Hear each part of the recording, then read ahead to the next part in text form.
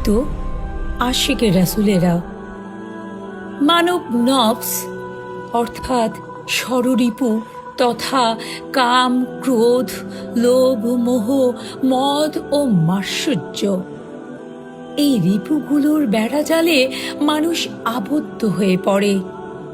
এই রিপুগুলো মানব আত্মাকে অন্ধ করে দেয়, বধির করে দেয়, জাগতিক মোহে আচ্ছন্ন করে দেয়।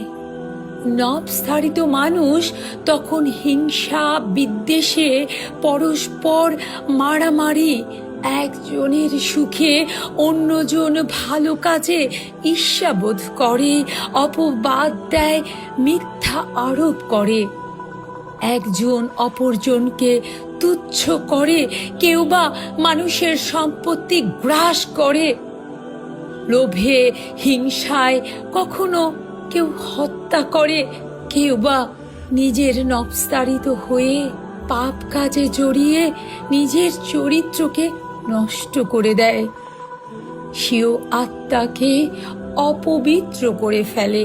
কিন্তু আল্লাহর মনোনীত মহামানবগণ রিপুর দাসত্বে আবদ্ধ নন।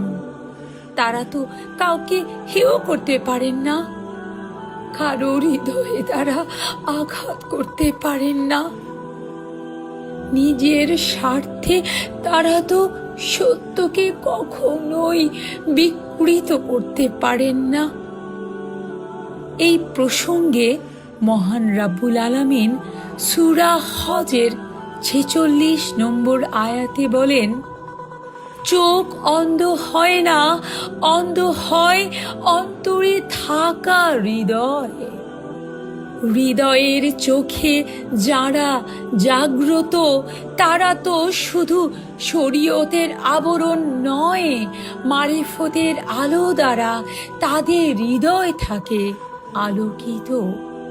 তারা থাকেন আলোকিত মানব, তারা তো প্রজ্বলিত প্রদীপ।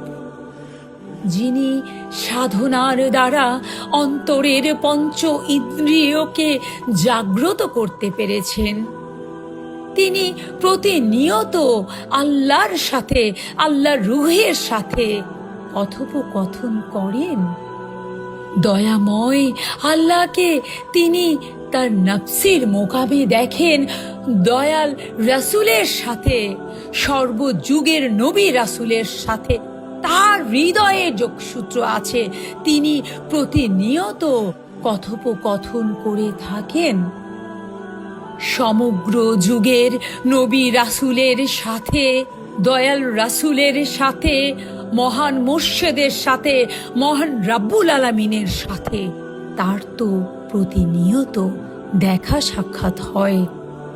তিনি তো তাদের নির্দেশ মোতাবেক চলেন, কারণ তাদেরকে তিনি দেখেন, তাদের ভাষা তিনি শোনেন, তাদের মন মর্জি তিনি বোঝেন। তার কালবে তো প্রতিনিয়ত ইলহাম আসতে থাকে। তারা বাহ্যত মানুষ হলেও তাদের হৃদয়ে তো স্বয়ং আল্লাহর বাস।